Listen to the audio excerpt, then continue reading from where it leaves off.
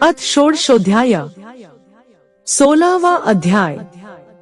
दैवासुर संपद विभाग योग। श्री भगवान बोले, भय का सर्वथा अभाव, अंतःकरण की पूर्ण निर्मलता, तत्वज्ञान के लिए ध्यान योग में निरंतर दृढ़ स्थिति और सात्विक दान, इंद्रियों का दमन, भगवान, देवता और गुरुजनों की पूजा तथा अग्निहोत्र आदि उत्तम कर्मों का आचरण और वेद शास्त्रों का पठन पाठन तथा भगवान के नाम और गुणों का कीर्तन, स्वधर्म पालन के लिए कष्ट सहन और शरीर तथा इंद्रियों के सहित अंतःकरण की सरलता, मन, वाणी और शरीर में किसी प्रकार भी किसी को कष्ट न देना, यथार्थ और प्रिय भाषण, अपना अपकार करने वाले पर भी क्रोध का न होना, कर्मों में कर्तापन के अभिमान का त्याग, अंतःकरण की उपरति अर्थात चित्त की चंचलता का अभाव, किसी की निंदा न करना, सब भूत प्राणियों में हेतु रहित दया, इंद्रियों का विषयों के साथ संयोग होने पर भी उनमें आसक्ति का न होना,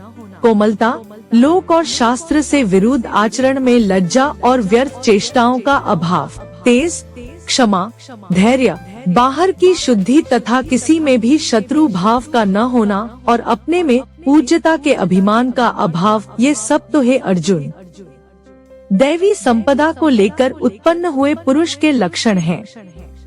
हे पार्थ, दंभ, घमंड और अभिमान तथा क्रोध, कठोरता और अज्ञान भी ये सब आसुरी संपदा को लेकर उत्पन्न हुए पुरुष के लक्षण हैं।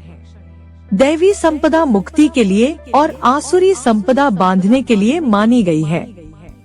इसलिए है अर्जुन, तू शोक मत कर, क्योंकि तू दैवी संपदा को लेकर उत्पन्न हुआ है। हे अर्जुन, इस लोक में भूतों की सृष्टि यानी मनुष्य समुदाय दो ही प्रकार का है, एक तो दैवी प्रकृति वाला और दूसरा आसुरी प्रकृति वाला। उनमें से दैवी प्रकृति वाला तो विस्तार पूर्वक कहा गया, अब तू आसुरी प्रकृति वाले मनुष्य समुदाय को भी विस्तार पूर्वक मुझसे सुन। आसुरी स्वभाव वाले मनुष्य प्रवृत्ति और निवृत्ति इन दोनों को ही नहीं जानते, इसलिए उनमें न तो बाहर भीतर की शुद्धि है, न श्रेष्ठ आचरण है और न सत्य भाषण ही है। वे आसुरी प्रकृति वाले मनुष्य कहा करते हैं कि जगत आश्रय रहित, सर्वथा असत्य और बिना ईश्वर के, अपने आप केवल स्त्री पुरुष के संयोग से उत्पन्न है, अतएव केवल काम ही इसका कारण है, इसके सिवा और क्या है।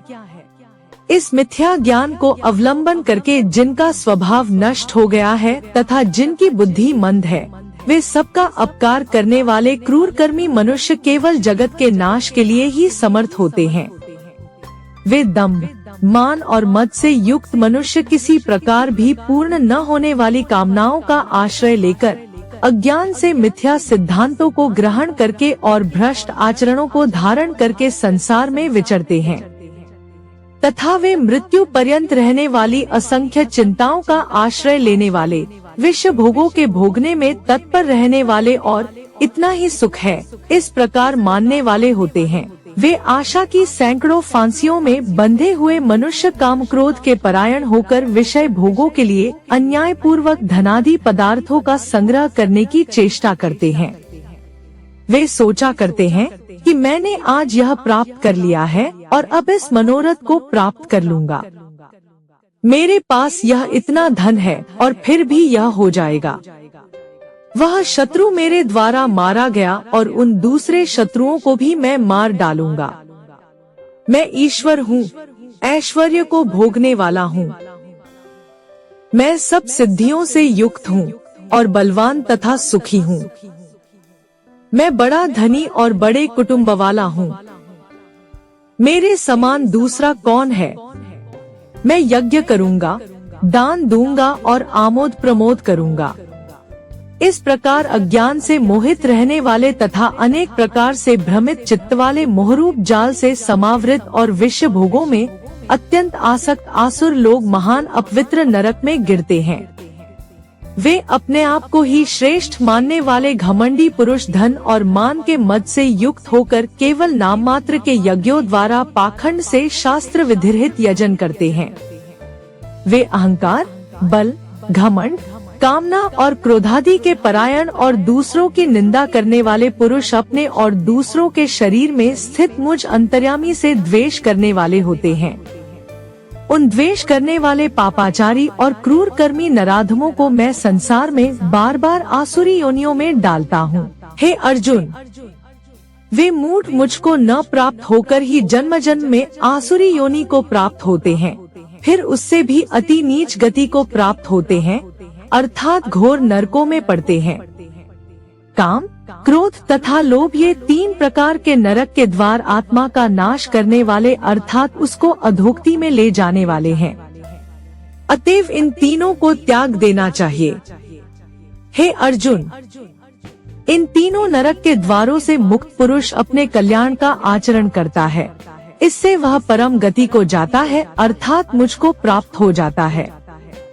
जो पुरुष शास्त्र विधि को त्याग कर अपनी इच्छा से मनमाना आचरण करता है, वह न सिद्धि को प्राप्त होता है, न परम गति को और न सुख को ही। इससे तेरे लिए इस कर्तव्य और अकर्तव्य की व्यवस्था में शास्त्र ही प्रमाण है। ऐसा जानकर तू शास्त्र विधि से नियत कर्म ही करने योग्य है। इस प्रकार उपनिषद, ब्रह्म विद्या तथा योग शास्त्र रूप श्रीमद् भगवद गीता के श्री कृष्ण अर्जुन संवाद में दैवासुर संपद विभाग योग नामक 16वां अध्याय संपूर्ण हुआ।